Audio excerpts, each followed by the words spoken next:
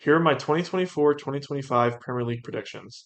This will be very similar to how Spencer FC does it, where I'll do a reaction video later this year, basically compare where I put them in the table and where they finished, give a score for each team, and at the end I should have a combined score, and the lower the score, the better. So here we go. Here are my 2024-2025 Premier League predictions. To start off, I'm going to look at the bottom three teams that will be relegated this season, in my opinion.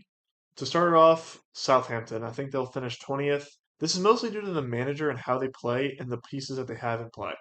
So, similar to Burnley last year, who came up under Company with a very attacking based system, a very possession heavy system, what we saw is that the talent just wasn't there to compete in the Prem using that system.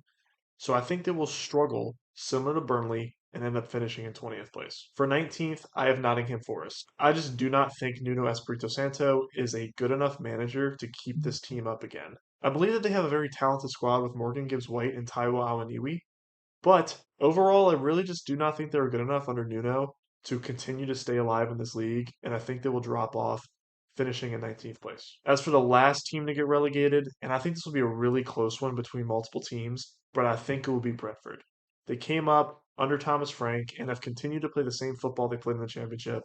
Hard nosed, three in the back system, sometimes two in the back based off of who they play, and it's worked for them. But I think Tony is going to leave. And without Tony, they have not looked like a team that can continue to stay alive in this league. And I think this will be the year they inevitably fall off. Going into the bottom half teams that will survive relegation, 17th place, I really think will be Ipswich Town. Ipswich Town under McKenna has shown a lot of promise, especially in the championship. And I just truly believe, just gut instinct wise, that they're going to stay up. They're going to survive, and it's going to be very close between them and Brentford, but they will survive. As for 16th, I think Leicester, the last promoted club, will survive as well. Similar to Ipswich, it's going to be very close. I think it's going to be a three-horse race for the 18th spot. And the 18th spot will just inevitably beat Brentford. But Leicester, although they have lost their manager, they have lost Dewsbury Hall, who was their best player last season.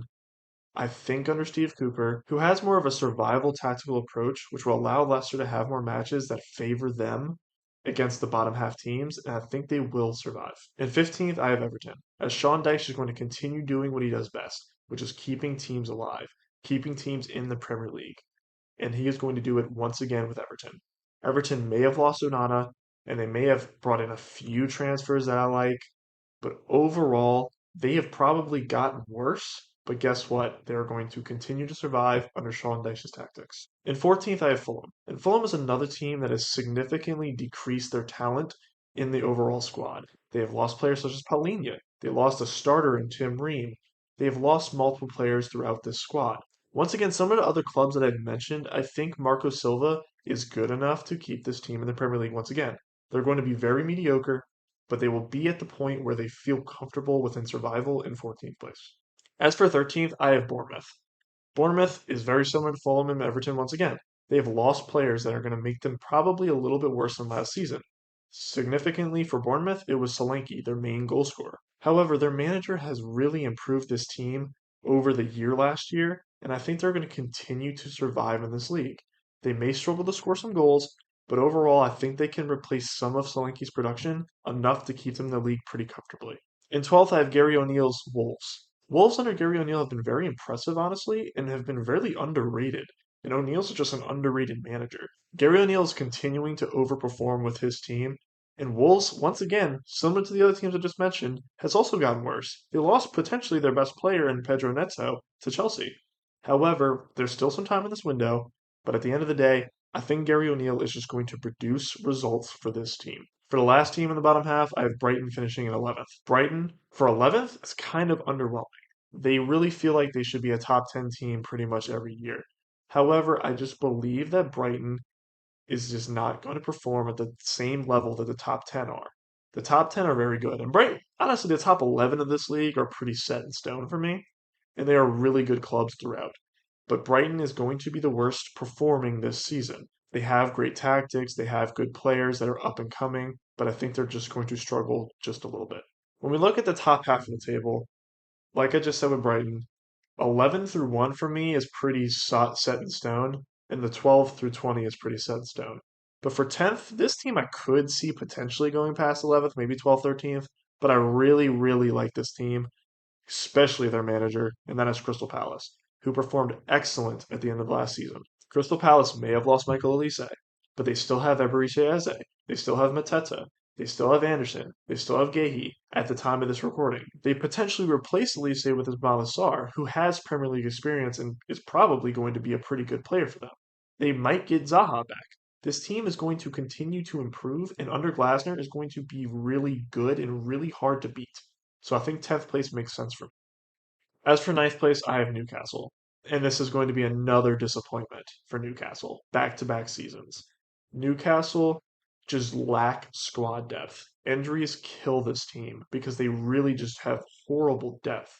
And the FFP issues that they've been coming against is making it even harder to get squad depth because they're having to sell their young talent and buy players for really cheap that are sometimes hit, sometimes miss.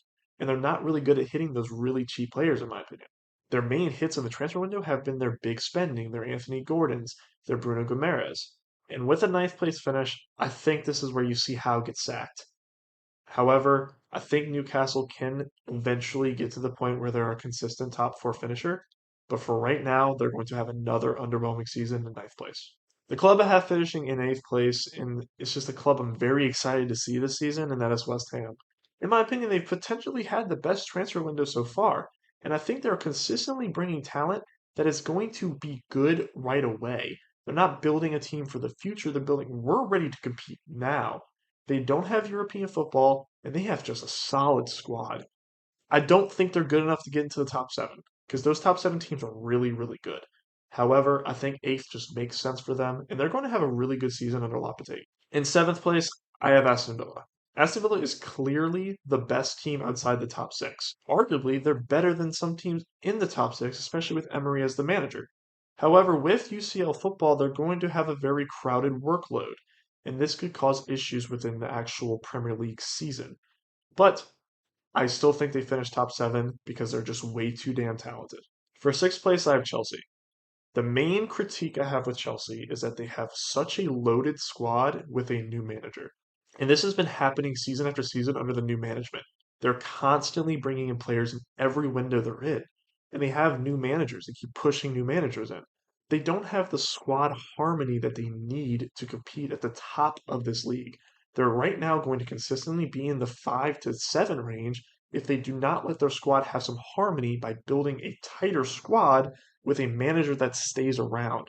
So maybe next year, if they keep the manager and they sell some of these players and have a consistent 25-man squad, then maybe we could see this team compete in the top four. I just do not think under this new manager they're going to start off well. I think they're going to struggle the first half of the season. Maybe the second half of the season they do what they did last year and have a major bounce back, and this causes them to finish sixth. That's exactly what I predict to happen, but I just do not see them finishing top four. As for fifth place, I have Manchester United.